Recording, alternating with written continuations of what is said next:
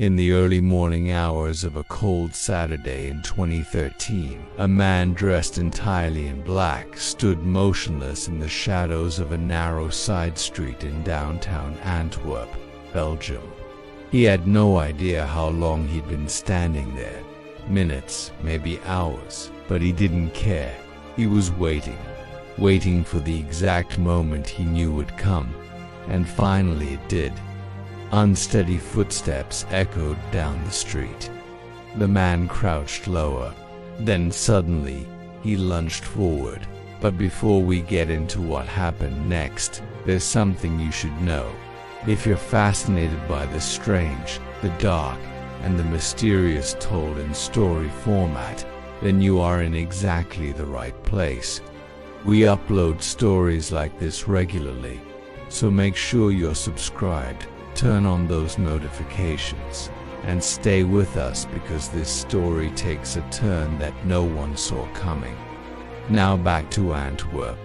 Just after midnight on October 19, 2013, a 23-year-old man named Odi Gilis was standing at the bar inside a packed dance club. The music pounded. Lights flashed across the crowded room. The bartender slid 2 shot glasses across the counter. Ode grabbed both. He handed one to his friend, Kevin Rodriguez Fuentes.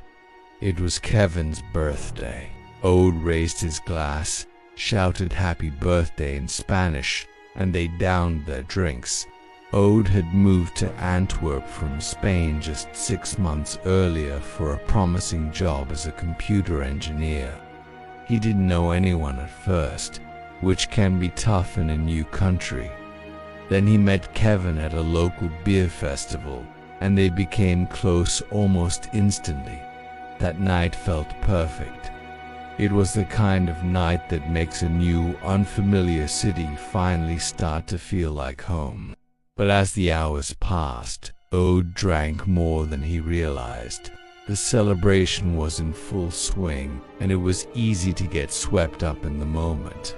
By the time their group spilled out onto the empty, quiet streets, it was nearly 4 a.m. Ode checked the time on his phone through blurry vision. He said his goodbyes to everyone, and then he began walking home alone. That was the last time any of his friends ever saw him. The next morning, Kevin woke up with a crushing hangover. He remembered almost nothing from the end of the night. He sent a text to Ode, no response. At first, that didn't worry him. They were out late, after all. But then hours passed. Then a full day. Then another. Every time Kevin called Ode's phone, it went straight to voicemail. He started checking with their other friends. No one had heard from him. A feeling of dread started to creep in. Kevin went to Ode's apartment building. His roommates told him that Ode never came home that night. That's when the initial worry turned into full-blown panic. The police were called, and a missing person report was filed. Investigators immediately got to work, pulling CCTV footage from the area where Ode was last seen, and what they found on those tapes was shocking.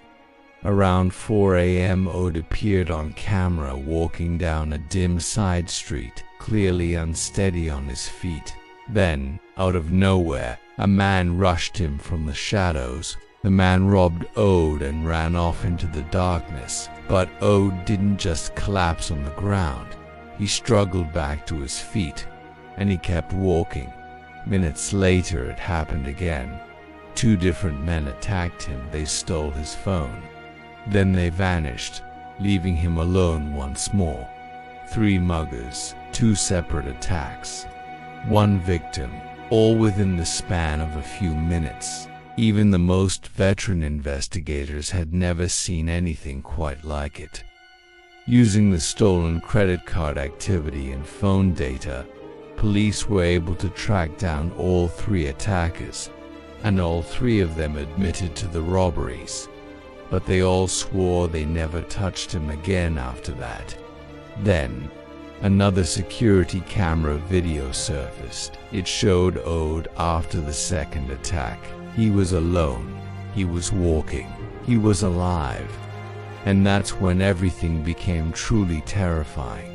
Because Ode didn't disappear during the muggings. He disappeared after surviving them.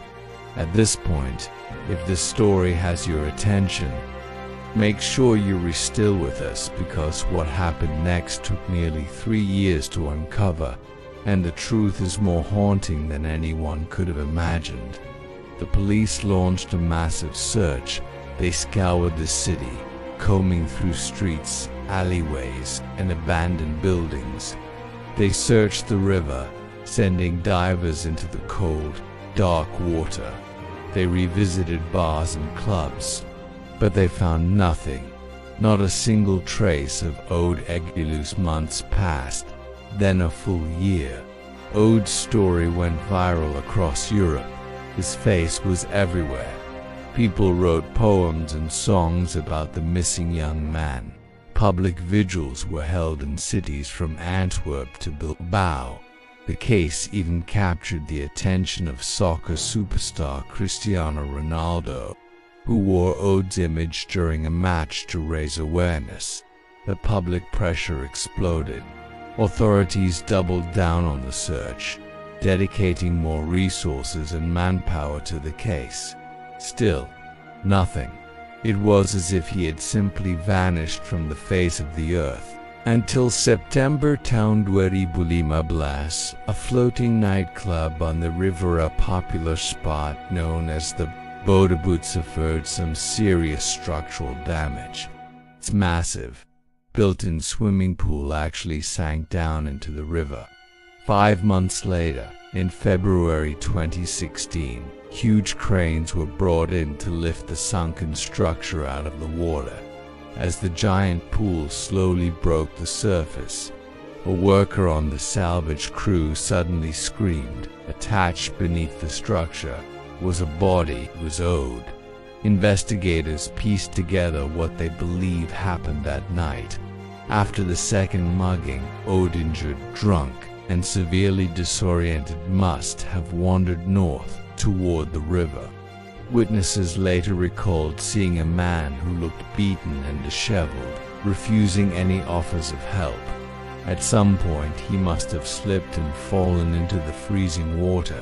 The powerful current likely pulled him under the floating nightclub, pinning him beneath the sunken pool. And there, drowned, he was just feet below swimmers and partygoers. For nearly 3 years, his body remained hidden, right in the heart of the city that was so desperately searching for him. The muggers were eventually convicted of robbery, but no one was ever charged with his death. And to this day, authorities can't fully rule out the possibility of foul play. A young man survived 2 brutal attacks, only to be claimed by a city that never noticed he was gone until it was far too late. If this story stayed with you, let us know your thoughts in the comments below. Share it with someone you know who loves true mysteries. And be sure to subscribe, because heartbreaking stories like this are far more common than we want to believe.